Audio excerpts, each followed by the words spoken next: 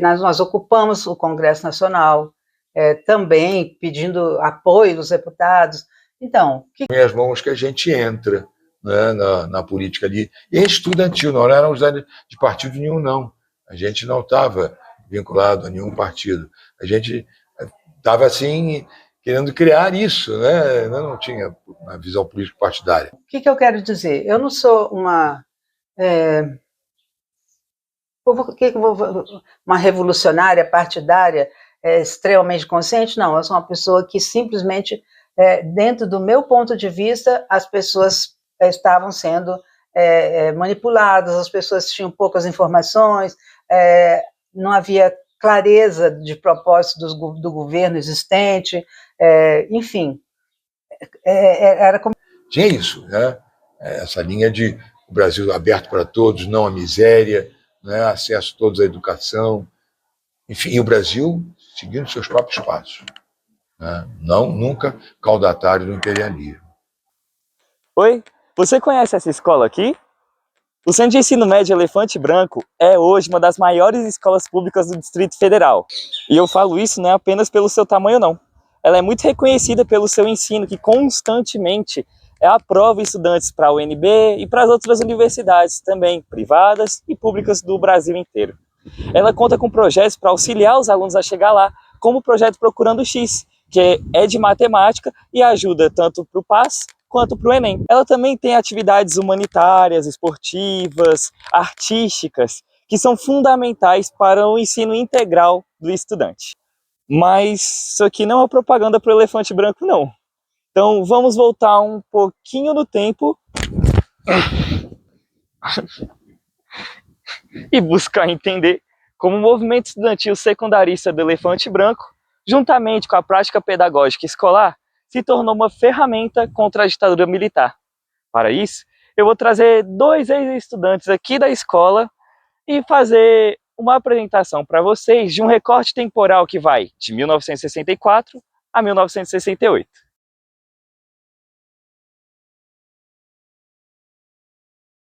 Vamos? Então, lhes apresento eles. Primeiro é o Cláudio Fonteles. Ele estudou no CEMEB de 1961 a 1964, ano que foi impedido de concluir o ano letivo, mas foi autorizado a realizar as últimas provas para conseguir a aprovação, né? E tentar realizar ali o vestibular para a UNB. Ele foi um dos precursores do Grêmio Estudantil lá no CEMEB, no Elefante Branco, e apesar de não se declarar como um líder do movimento, ele sempre esteve ligado às pautas políticas. Agora, a outra estudante é a Cassi Sassi. Ela foi representante do curso normal no Grêmio Estudantil e fez parte dele até ser expulsa da escola em 1968, após o diretor se desentender com a entidade. Revolucionária? Não. Ela prefere o termo idealista. Então, para começar, quando vamos falar sobre um tema, nós precisamos entender o contexto em que ele está inserido. Então, se eu vou falar de uma escola nova, recém-construída, junto da nova capital, é importante entender de onde ela veio, qual que é o contexto, qual que é a história dela.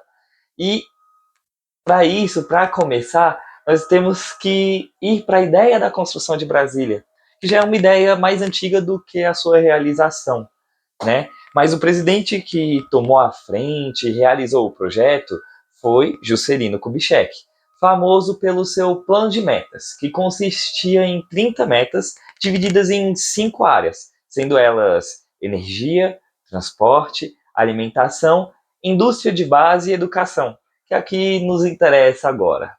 A parte da educação, ela está apenas na meta 30, que está exatamente como formação de pessoal técnico.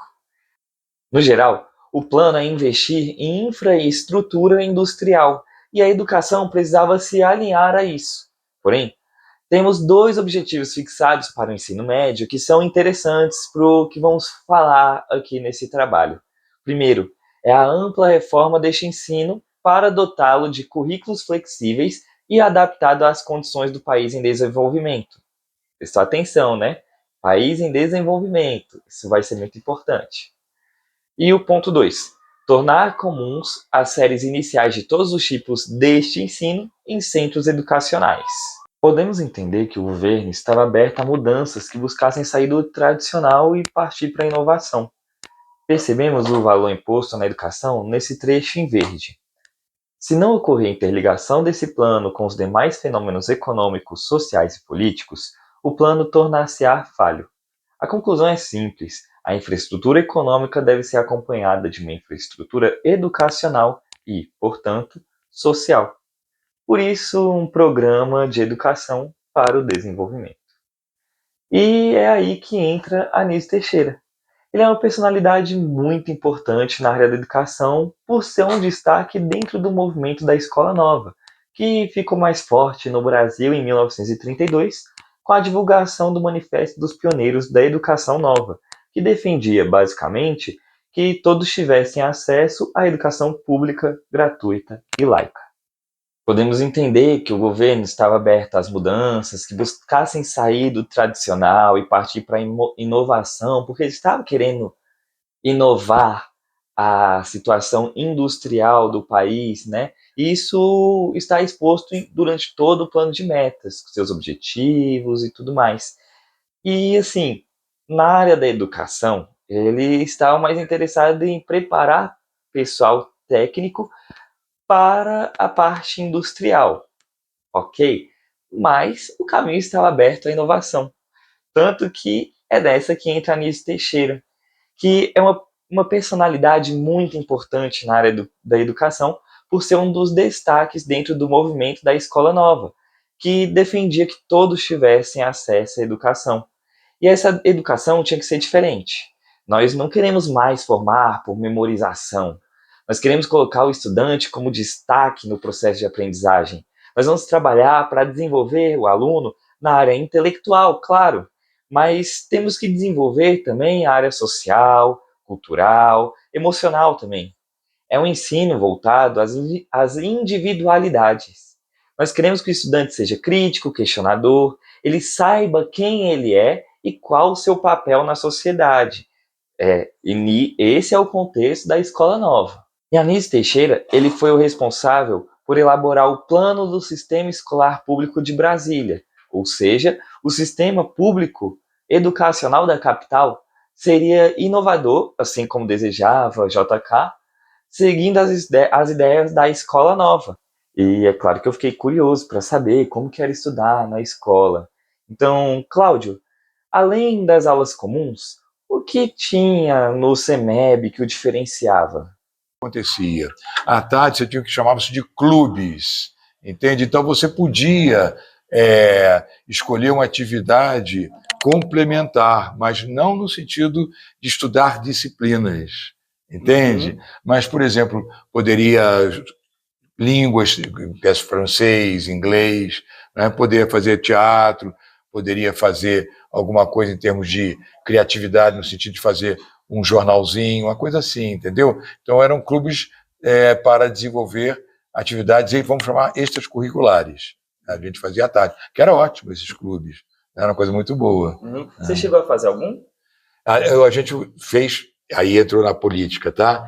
Então, não exatamente dentro do clube, mas a partir dessa ideia, né? Nós realmente fizemos um jornal. É pena que eu não guardei. Sabe? Eu tenho alguns nomes de jornal aqui. Lá, veja se tem um nome chamado Reforma. Deixa eu ver. Eu tenho a Tocha, Eu em Frente, Boletim Informativo G100. Nenhum desses? Nenhum desses. Era o Reforma. A gente ia para Taguatinga. Era um jornalzinho bem feitinho, sabe? Aí pegávamos de volta o último ônibus. Era um grupo de estudantes, né? Porque no Elefante, eu entrei aí na política estudantil, em 1961. Legal. Foi sim. Quarto ginasial. Nós tínhamos chamava-se Grêmio Estudantil, né? Então, nós tínhamos esse Grêmio Estudantil, né, com a visão de esquerda mesmo e tal, para o acesso de todos ao ensino. Nossa perspectiva ali era isso, né? Todos pudessem ter uma escolaridade boa e tal, o ensino fosse colocado para todos, né? E então a gente Também a gente tinha uma professora excelente, tanto de filosofia, duas professoras, né? A professora Neita Ramos, ela da geografia, e a gente aí estudava toda a década de 60, movimento libertário na África, as colônias europeias buscando a sua autonomia, o Congo, né? E aí também esse sentido de criar um Brasil brasileiro, né? Uma cultura brasileira, a música brasileira, enfim, né? O Brasil definindo o seu próprio destino e não preso ao imperialismo americano, né? Essa era a nossa ótica. Isso a professora Neita Ramos, ela era esposa de um deputado gaúcho do PTB chamado Rui Ramos, né? Então ela nos estimulava muito a isso, a leitura, né? Quebrar o subdesenvolvimento. E também a professora Maria do Socorro Emerenciano, que era professora de filosofia, mas também com essa abertura, né? A gente discutia muito, a gente lia muito. Né, eu tinha lido já no segundo ano Platão, a República do Platão. Então, naquela época, o ensino era muito voltado para a leitura, fortemente. A gente lia muito, muito, muito, muito, muito. Você vê, um garoto de 16 anos lendo Platão, né? A República do Platão. E fora outras coisas também. Então, era um momento muito bonito ali, né? E nós éramos muito questionadores. Agora vamos destacar alguns pontos da fala do Cláudio. Esses clubes com atividades complementares que agregavam na sua formação fazem parte da educação integral defendida por Anísio Teixeira. É o que eu comentei sobre a formação do indivíduo para além do conhecimento de matérias escolares. Vale destacar também o ensino voltado à leitura, ela que abre caminhos para ideias, conhecer o diferente, histórias, teorias e principalmente a capacidade argumentativa. Afinal, a gente só argumenta sobre aquilo que você conhece. E o Elefante Branco, além de ser uma das primeiras escolas da capital, localizada no centro de Brasília, constou em seu corpo docente com alunos, digamos, especiais. Diversos registros, como os que eu vou apresentar a vocês lá no final, como as minhas fontes, eles apresentam que havia muitos estudantes que eram filhos de políticos e de gente importante na cidade, gente que carrega uma herança intelectual na família. Então vamos puxar um pouco para a sociologia e falar de uma maneira mais correta sobre essa herança familiar que eu falei, é o que Pierre Bourdieu chama de capital cultural. E esse capital cultural é o acúmulo de recursos culturais, conhecimentos e vivências culturais. É o que torna aquela pessoa mais culta, né? Tanto que isso proporciona distinção de classe, porque enquanto o pobre vive para sobreviver, o rico tem condições de expandir seu conhecimento e sua influência por meio da arte, da literatura, da busca por informações, da socialização com iguais. E esse capital cultural, ele é transmitido por gerações de famílias, justamente pelo investimento que é feito para a manutenção do seu status social e pelo investimento que é feito por ela no espaço em que a criança frequenta. Como eu falei ali anteriormente, né, é justamente na socialização com iguais. Ou seja, é que meu capital cultural ele é incrível, né? Ele é muito bem trabalhado, muito bem desenvolvido, ele é culto, enfim, ele é rico. E nada mais justo que meus filhos frequentem espaços onde tenha crianças, jovens, que sejam da mesma classe que eles, que sejam intelectualmente avançados, assim como os meus filhos são, que tenham o mesmo status da minha família, e não como essa gentinha meio chulé. E o CEMEB era uma escola benquista por essas famílias. Era uma escola de referência na cidade, então ocorreu um fenômeno que juntou os jovens de diversas origens no mesmo espaço social, sem necessariamente ter apenas alunos com herança rica em capital cultural. Afinal, Brasília ainda estava se formando, e essa mistura enriqueceu o coletivo. Então, além das atividades voltadas ao ensino integral do estudante, a socialização que ocorria com aquela diversidade de alunos rendeu trocas que elevavam o conhecimento, a capacidade escolar e de vida mesmo, essa parte integral do ser. Como o capital cultural se fortalece na troca com os semelhantes no ambiente que ocupam, estar nesse espaço social mais culto te engrandece, de certa forma, até te instiga a se desenvolver. Interessante para eu poder conviver com outras pessoas de outras classes e outros cursos, né? Mas eu sempre me defrontava com pessoas que tinham conhecimento real político, porque no Elefante Branco tinha filho de deputado, filho de senador, filho de político de todos os tipos. Então, assim, eles ouviam, nasceram com esse meio ambiente que favorecia as informações, enquanto que eu não, né? Não tinha, a não ser meus irmãos. Então, eu me sentia um pouco assim triste quando chegavam e me faziam perguntas assim, tipo, você não sabe de nada, você sabe o que é AP?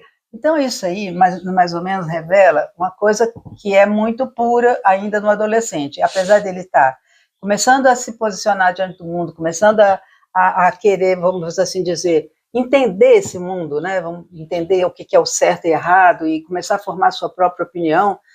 Já existe gente, vamos assim dizer, com influência de pais e mães e tudo mais, que são, vamos assim dizer, direcionados para um outro foco. Então, eles já têm uma ideia política diferente da sua, eles já têm uma ideia que leva mais para os interesses comerciais, a outra que... E, às vezes, eu me defrontava com essas pessoas e eu via que eu não tinha vocabulário para argumentar.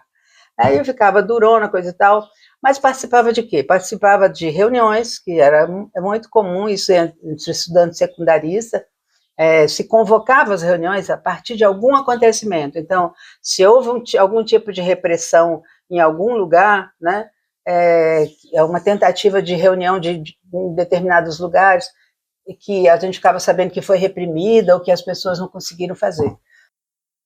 E essa troca de informações entre os estudantes rendeu frutos, tanto nas atividades extracurriculares quanto a socialização estudantil foram fundamentais para o desenvolvimento do movimento estudantil secundarista na escola, que eles não retinham o debate apenas no seu ciclo, eles buscavam contribuir com a sociedade compartilhando o conhecimento gerado nessas conversas. E isso foi um grande diferencial do cenário que vinha se desenhando quando forças militares ganhavam cada vez mais poder, a ponto de chegarem ao golpe que instaurou a ditadura militar no país. E essa situação político-social do país afetou diretamente o CEMEB.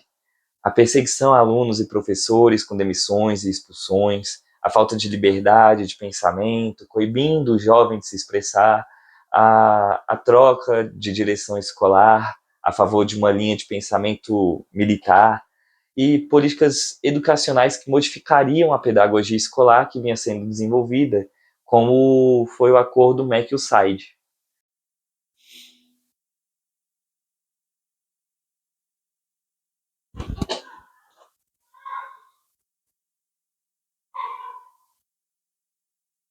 O Acordo MEC-USAID tem esse nome por ser uma parceria do Ministério da Educação do Brasil, o MEC, com a Agência dos Estados Unidos para o Desenvolvimento Internacional, a USAID. Este acordo foi uma parceria para alinhar a educação brasileira ao modelo estadunidense, objetivando um sistema orientado para o trabalho e aos interesses do mercado, diferentemente do sistema voltado à educação integral da criança, como a Anísio Teixeira ajudou a propagar. Assim, aumentou a influência americana no país, ajudou a crescer o mercado privado e regrediu a qualidade da educação, proporcionando à classe dominante o conforto, visto que a classe dominada estaria muito ocupada nos seus ofícios técnicos e não desenvolvendo o pensamento crítico capaz de questionar o porquê não ocupar um espaço de valor na sociedade. O porquê tem que estar em subempregos e jamais construir a capacidade de questionar. Claro que essa medida foi fortemente questionada pelo movimento estudantil. Desenvolver os pensamentos. Vocês estudavam, vocês liam muito, mas vocês não guardavam aquilo para si. Não era intimista nem Vocês abstrato. Produzíamos. A partir dali a gente se punha. Olha, nós questionamos fortemente o então secretário de Educação. Não me lembro mais o nome dele, não sei, peraí. Secretário de Educação da época, e eu me lembro, né, que nós fizemos esse jornal. Aí a direção fechou o elefante não nos deixou entrar para distribuir para os colegas, né? Aí o que a gente fez? A gente, na entrada do elefante, nós botamos assim umas cadeiras assim, né? E aí distribuíamos para os colegas. Era o Pujol, eu acho. O Luiz Carlos Pujol. Era? Uhum. Pujol. Caramba, Nós questionamos esse cara.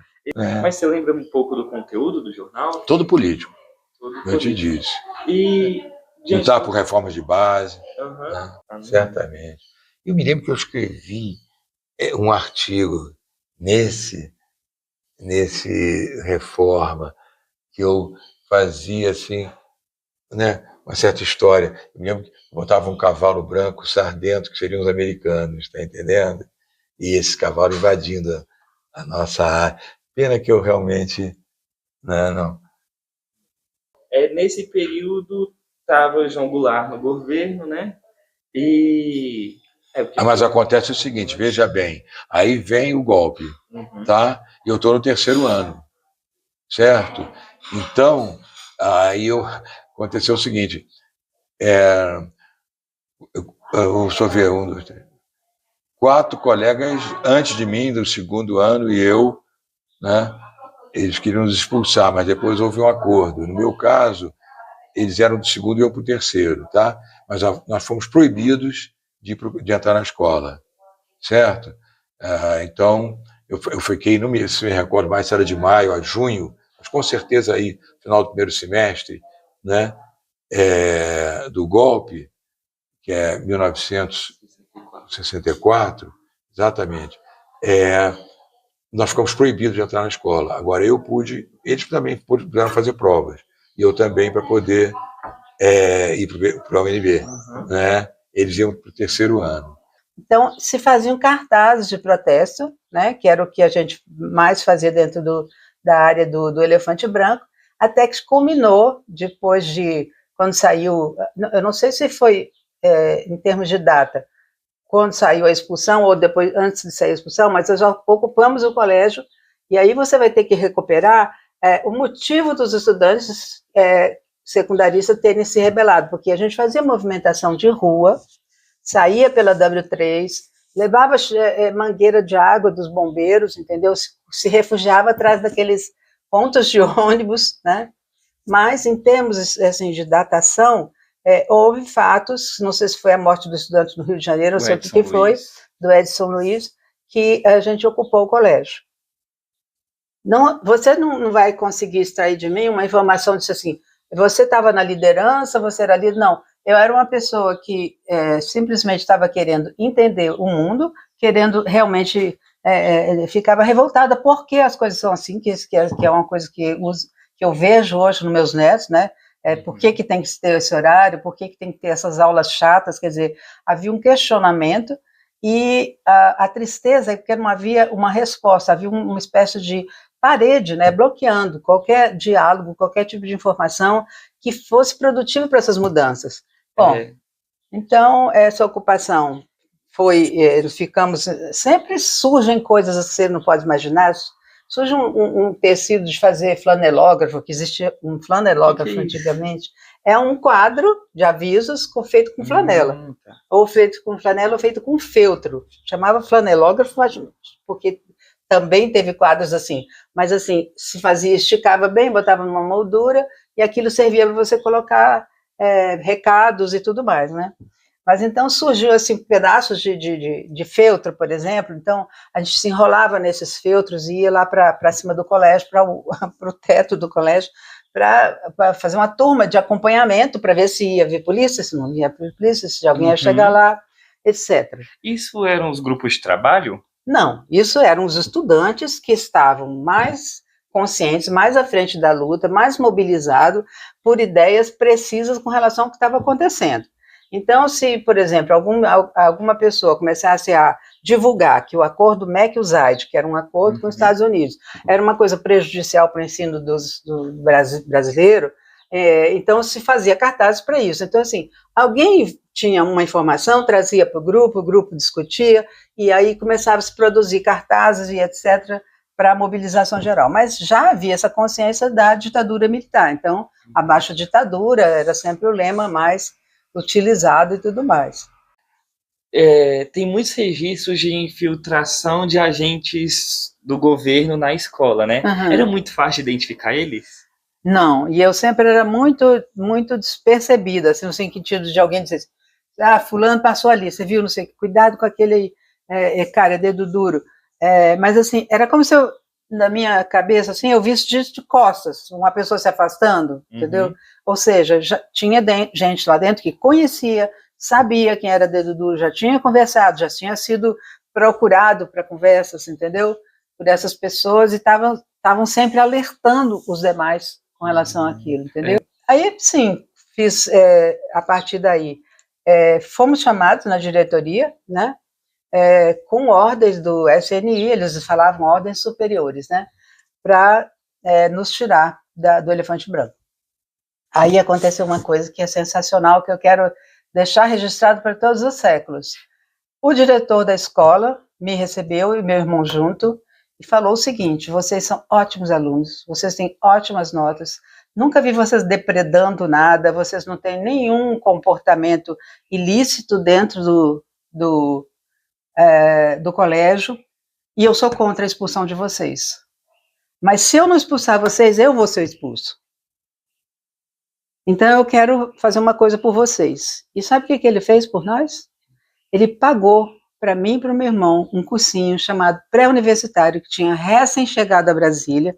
Quando começaram esses cursos para você, preparatórios, para você passar no vestibular, e esse curso foi montado por alguns professores aqui de Brasília mesmo, e aí surgiu o seguinte problema: eu tinha 2 anos de curso normal, meu irmão tinha 2 anos do curso clássico.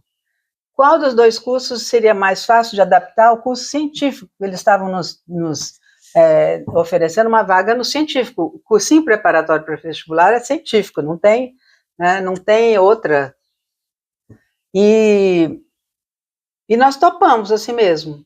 Eu queria que você me ajudasse a recuperar o nome desse professor, porque ele realmente, eu já tentei achar, não consegui, e ele foi, vamos assim dizer, aquele que deu a guinada nas nossas vidas, que a gente podia ter ficado parado no curso da história.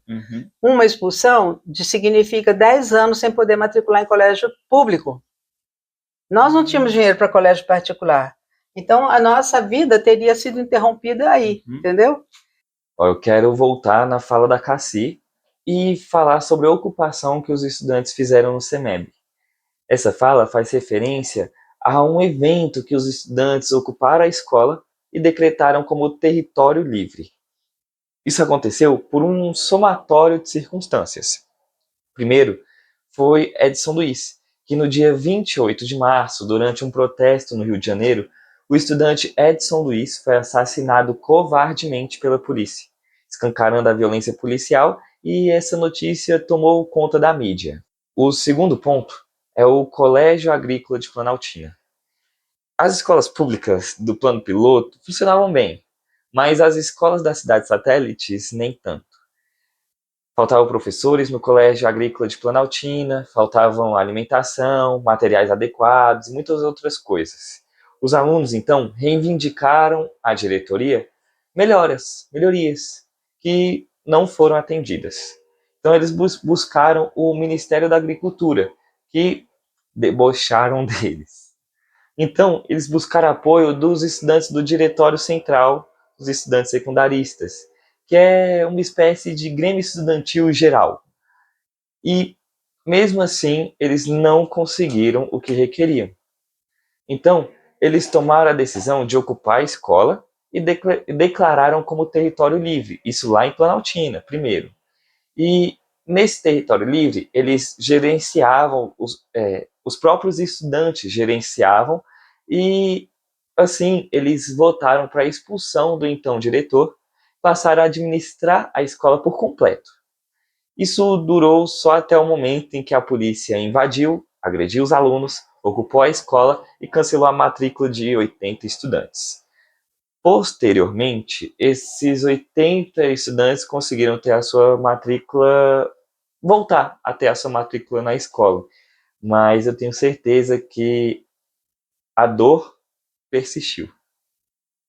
Agora, o terceiro ponto que motivou os estudantes do Elefante Branco a ocupar e declarar como território livre foi por melhorias estruturais e melhorias nos materiais didáticos. E o quarto ponto foi a demissão do então diretor do CEMEB, o Hélio Medeiros, que ele sofria pressão da Secretaria de Educação. Por não saberem o que poderia acontecer após a demissão do diretor, os estudantes do Elefante Branco ocuparam a escola e decretaram como território livre. Livre de policiais, um espaço livre para debate, livre de aprendizado mesmo. É importante ressaltar que isso era apenas uma ocupação, não era uma greve. Ou seja, as aulas estavam previstas para continuar normalmente enquanto eles administravam a escola. E as condições impostas para sua desocupação eram a retirada dos policiais do Colégio Agrícola de Planaltina. Isso mostra claramente um apoio entre os estudantes, né?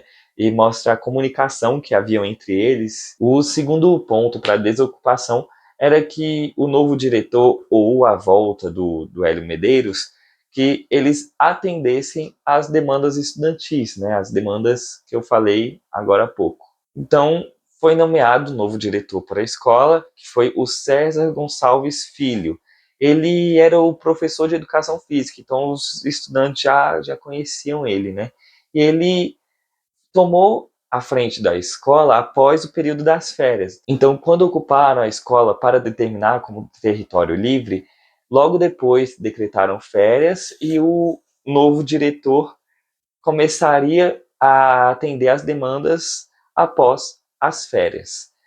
E nisso, os estudantes eles se reuniram em assembleia novamente após o retorno para debater assuntos internos e externos, como sempre faziam, né? Mas dessa vez eles fizeram uma assembleia sem a presença do novo diretor.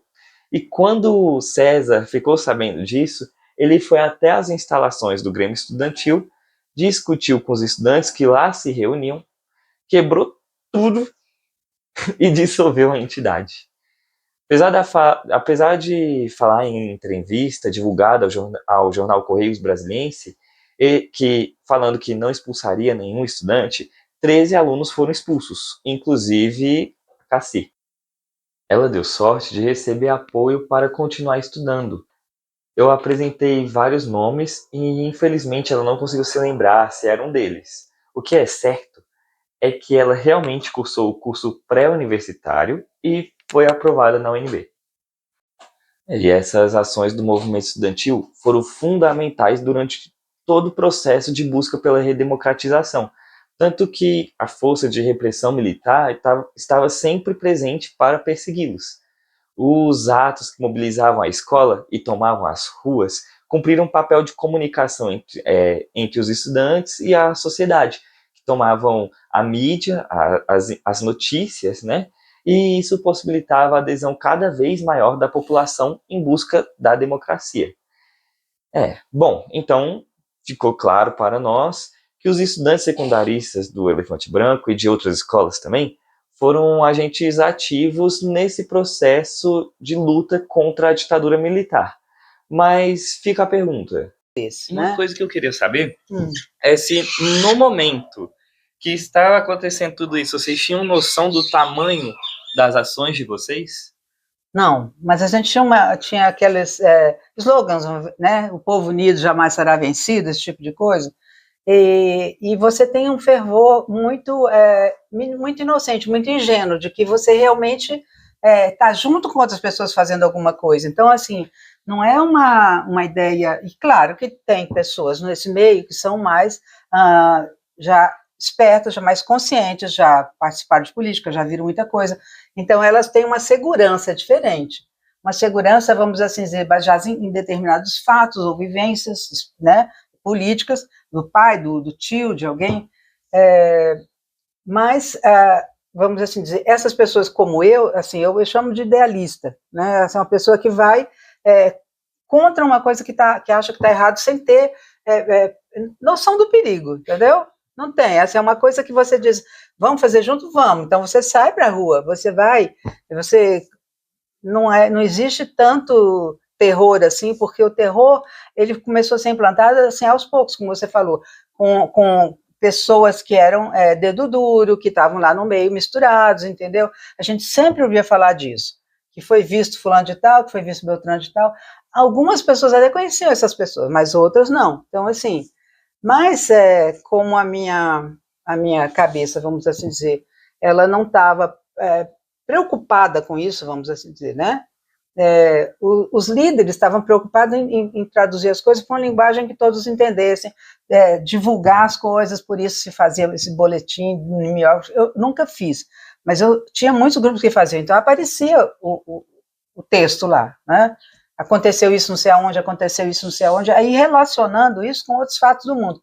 E aí é que a gente começa a adquirir uma consciência maior de que a coisa não é tão pequena assim, não é só uma briga dentro da escola, entendeu? Isso é uma pergunta que eu tenho para você. No momento que você produzia esse jornal, você estava no período que teve o golpe, você tinha noção da grandeza daquele momento?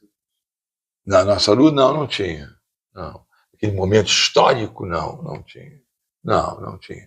A gente lutava naquilo que eu te disse, né? A gente queria, né, uma coisa restrita a um pensamento ali, juvenil, bem juvenil, né? Mas isso, uma sociedade justa e fraterna, vamos usar a terminologia de hoje. Não usávamos esse nome na época, né? Mas uma sociedade para todos, que todos tivessem acesso, que não houvesse miséria, que não houvesse marginalidade. O que a gente queria era isso, né? Mas não tínhamos noção, sabe? Não, nem queríamos ter essa noção. A gente estava expandindo um ser nosso. Era um grupo de jovens ali, né? Nessa pesquisa, eu busquei entender a relação da escola com os jovens e o quanto ela foi importante para o desenvolvimento da sua visão crítica perante a sociedade e a política. Então, eu quero finalizar justamente com isso, né? Que a construção da nossa história pessoal, ela é repleta de passagens marcantes. É o registro de momentos, de interações e de vivências, né? Nós somos frutos do meio que vivemos, do espaço que ocupamos e estamos em constante formação. Mas é na juventude que estamos mais propensos a aprender, a agir e a nos desenvolver. Então, diante disso, fica a questão: quais marcas o elefante branco deixou na sua vida, na sua história? Um pouquinho mais de percepção agora das coisas que são erradas realmente com relação ao meio ambiente, com relação a isso. Aí eu comecei a perceber melhor, talvez o que fosse o cerne da minha questão em relação a reclamar, a combater. Quer dizer, nasceu dessa experiência do elefante branco, nasceu daí. Se eu tinha algumas agruras pessoais quando eu comecei o curso normal, né, em São Paulo, uma escola diferente, mais tradicional, etc., em que uma menina de Brasília era meio esquisita, entendeu? Agora não, agora eu estava tendo umas informações que me levavam a entender que a forma que o ser humano organiza o mundo afeta muito a vida dos seres humanos, né? Sim, porque ali foi o espaço em que eu, sabe, vivi e vivo até hoje uma mística, o ideal. Essa palavra eu acho importantíssima. Você tem que ir além de você, no sentido de ir além do só, né, de uma visão materialista, uma visão no sentido consumista, materialista no sentido consumista, né, matéria. Não. Você tem que viver, né, vamos dizer assim, viver valores maiores, esse da solidariedade e tal.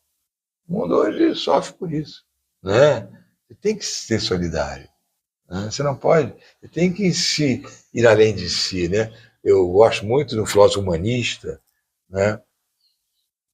Emmanuel Mounier, e ele diz assim, olha, a própria palavra existir, no seu prefixo, diz a nossa razão de ser. Nós somos seres, diz ele ainda, continuando, né? Nós somos seres de interioridade, mas que necessitam de uma exterioridade.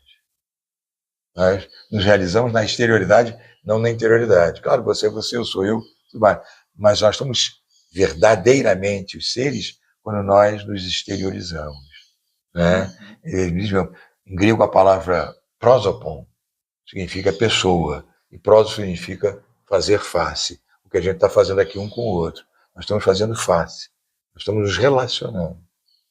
Isso é ser pessoa. Entendeu? Então a minha visão sempre foi essa. sair de mim. Né? Sai. Como o Papa Francisco diz, o verbo que ele usa, eu acho tão bacana, né, no pontificado dele, ele começa o pontificado dele dizendo, para todos, mas obviamente para nós católicos, saiam. Sair de si. Né? O mundo está muito fechado, está muito enclausurado. Né? Ele mesmo diz, não construam muros, construam pontes.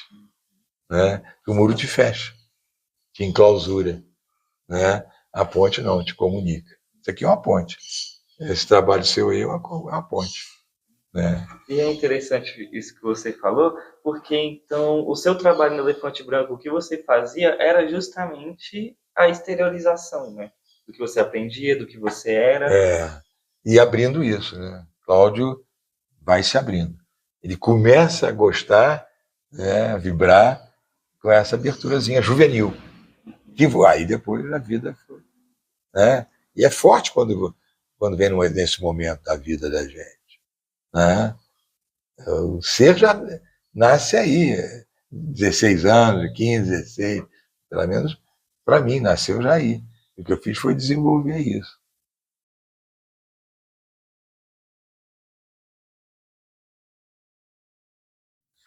Olha, agora eu quero fazer uma breve apresentação das fontes que eu utilizei para a pesquisa.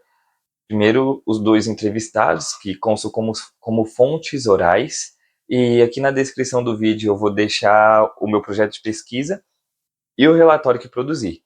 Neles, eu apresento a metodologia de pesquisa e tenho um debate sobre a história oral e história pública, que eu convido vocês a lerem. Outra fonte é o jornal Correios Brasiliense, onde eu pude colher matérias que contribuíram com relatos e principalmente como a forma que as informações eram passadas para fora da escola. Para conseguir isso, eu pesquisei no site da Biblioteca Nacional Digital, na parte da hemeroteca. Aqui eu busco o local, o período, o periódico e busco por palavras-chave, como as que aparecem para vocês, além de elefante branco, por exemplo. Por último, um dossiê produzido pelo Serviço Nacional de Informações, do SNI, cujo conteúdo é um relatório de investigação do ex-estudante do elefante branco Iraê Sassi, irmão da Cassi. Hoje, esse documento está disponível publicamente em arquivo digital ao buscá-lo pelo Sistema de Informações do Arquivo Nacional, o CIAN. No relatório disponibilizado na descrição, apresenta a bibliografia que me baseei para a pesquisa, então convido a vocês a darem uma olhada também na bibliografia, que foi fundamental para conseguir fazer essa pesquisa toda, né? E eu quero agradecer a quem assistiu até aqui. Espero que tenham gostado, tenham aprendido algo novo e que reflitam sobre esse conteúdo. Como falou Cláudio, não construam muros, construam pontes. E conversem, compartilhem tudo que vocês sabem. Definitivamente você não sabe tudo, sempre tem algo que você possa aprender, né? E é na interação que a gente cresce, que surgem ideias, surgem dúvidas, e essas dúvidas motivam a gente a querer saber mais, né? E esse trabalho surgiu de muitas conversas, de observações que eu fui fazendo, de várias dúvidas que eu fui tendo também. E o mais interessante é que essa ideia partiu de um churrasco com um colega de trabalho do meu pai. E nesse churrasco eu conheci a sogra do colega de trabalho do meu pai. E nisso nós ficamos conversando bastante. Ela me contou que ela foi professora do Elefante Branco no período da ditadura, em um período que estava à frente desse período que eu quis estudar, né? Eu quis focar mesmo nos primeiros anos ali da ditadura, né? 64 a 68. Eu sei que ela foi professora de algum ano aí mais para frente, mas meu interesse surgiu justamente nesse momento do churrasco, meu interesse pelo churrasco e pelo que ela estava falando, né? Então eu comecei a pesquisar, eu fui pegando algumas matérias na UNB, pensando já nesse projeto, pensando nessa ideia. Então fiz uma matéria de cultura política, cultura e política social durante o período da ditadura. Peguei assim algumas matérias voltadas a isso que me ajudaram também a realizar essa pesquisa, né?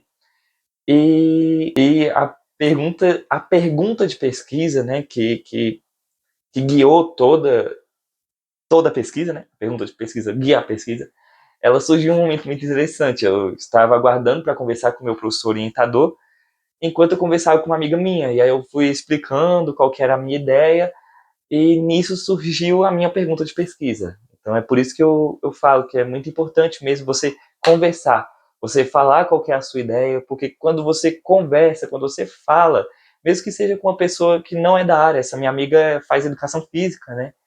E que é uma área bem distante da história, apesar de também ser uma área voltada à educação, né? Fui conversando assim com ela e aí surgiu essa dúvida naquele momento.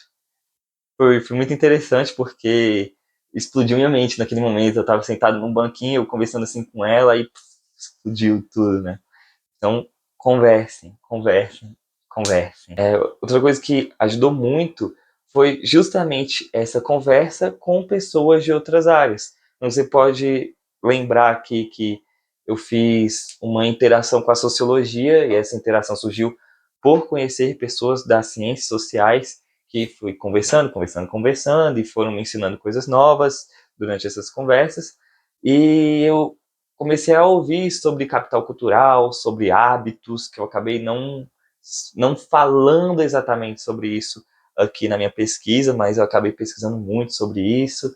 Então, essa interação, essa interação dos jovens do elefante branco que fizeram eles crescer, também me fez crescer e fazer uma pesquisa mais completa do que eu faria se eu ficasse limitado ali apenas na história. Então, parafraseando uma grande amiga minha, né, a Amanda, nós somos um pouquinho de cada um que passa na nossa vida.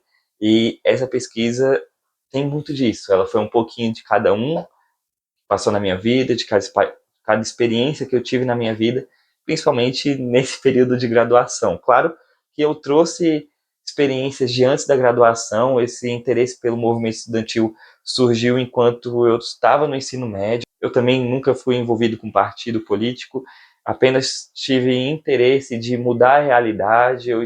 Durante um momento do meu ensino médio, eu estava revoltado com a situação política do país e decidi me movimentar. E esse interesse pelo movimento me trouxe até aqui, até pesquisar sobre o movimento estudantil secundarista do ensino médio do Elefante Branco, né? Agora uma curiosidade para vocês. Não, eu não estudei no Elefante Branco. Essa camisa foi dada, né? Perguntei lá no Instagram, gente, pelo amor de Deus, quem estudou no Elefante Branco? Eu tive uma ideia, eu vou precisar da camisa do Elefante Branco. E aí consegui encontrar quem estudou lá e conseguiu e me deu essa camisa. Então não estudei no Elefante Branco, eu estudei, sabe onde? Tadã! No setor leste. Camisa clássica do setor leste, né? Uma escola que eu amo muito, fez parte da minha vida, jamais esquecerei dela. Acabei optando por não fazer a pesquisa sobre o setor leste, mas por oportunidade mesmo. Eu já tinha encontrado pesquisas, documentos sobre o elefante branco na ditadura, que acabaram deixando esse trabalho um pouco menos complicado. Ainda assim difícil, mas menos complicado. E assim, independente disso, meu amor pelo setor leste segue igual, tanto que eu guardo a camisa até hoje, né? Eu também tenho aqui a camisa do meu terceirão. Vou tampar minha cara aqui um pouco, ó. Ela. Que hoje o meu professor Marcão, o nosso padrinho. Aí, meu apelido aqui de Castro Alves, ninguém me chamava de Castro Alves, mas eu achava massa, então eu botei Castro Alves na camisa, mas ninguém me chamou de Castro Alves em momento algum da minha vida. E o meu amor segue igual. Um beijo, Setor Leste, te amo. E é isso. Muito obrigado a todos vocês que assistiram até aqui. Fico por aqui. Tchau, tchau.